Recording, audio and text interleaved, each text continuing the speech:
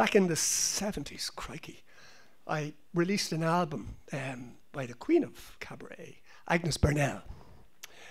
And it was produced by my friend Philip Chevron, who unfortunately died there recently, and after a bit of a long illness.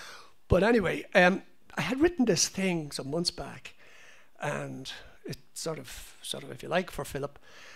And I would have intended maybe to read it at the testimonial concert there recently, but it didn't happen. So no better place than a cabaret room in Dublin town. So it's called, it's for Philip Chevron, it's Paolo Veronese, Venetian painter, Renaissance painter. Paolo Veronese Considers Blue.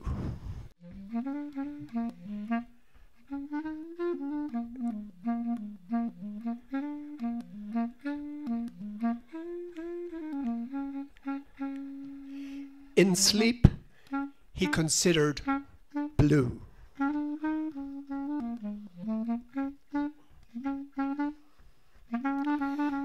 They were great, those men, and he was one who stood out, stood apart.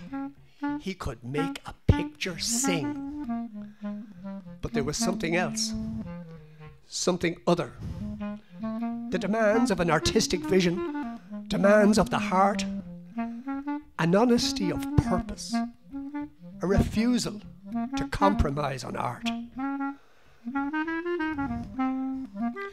And so, in Venice, in 1573, for a major commission, a depiction of the popular classic, The Last Supper, he shunned the standard tableau, refused to settle for the ordinary. Instead of a supper, he gave us a feast.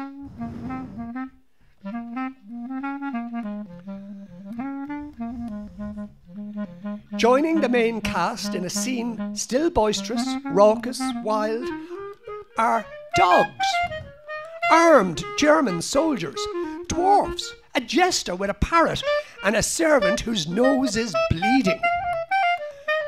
Some figures might even seem drunk. It looks like a good party. A party not yet needing a sing-song. A party at which something sensational might happen. A gathering where we might all belong.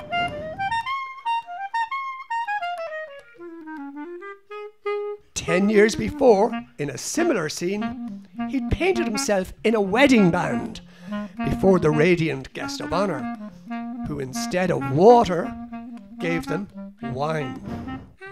Seated, wearing white, music drifting from his hands, his companions as musicians then, men now immortal, Bassano, Tintoretto, Titian. I said they were great, those men. But later there were worrying complaints, allegations of dangerous irreverence. He should abide by the rules, observe all existing protocols. Hauled before an inquisition, he explained, my commission was to make this picture beautiful according to my judgment. If in a painting there is space left over, I adorn it with figures from my imagination.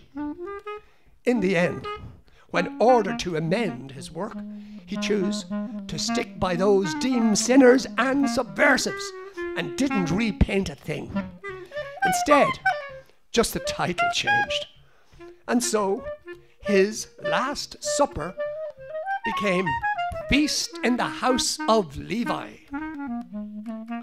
Surely he had done a superior service when instead of pious fraud or reservation, he spoke the truth of illumination.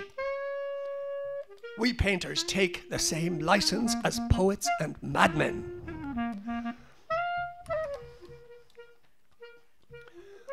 On waking, he considered blue.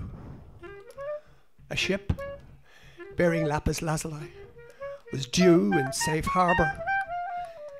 Yes, yes, today it would be blue, sapphire blue, blue of the deepest sky.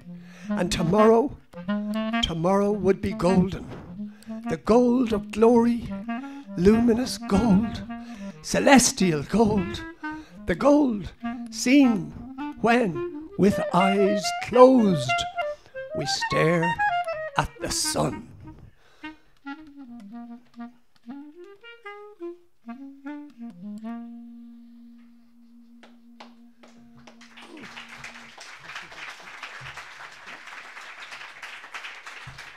Thank you very much.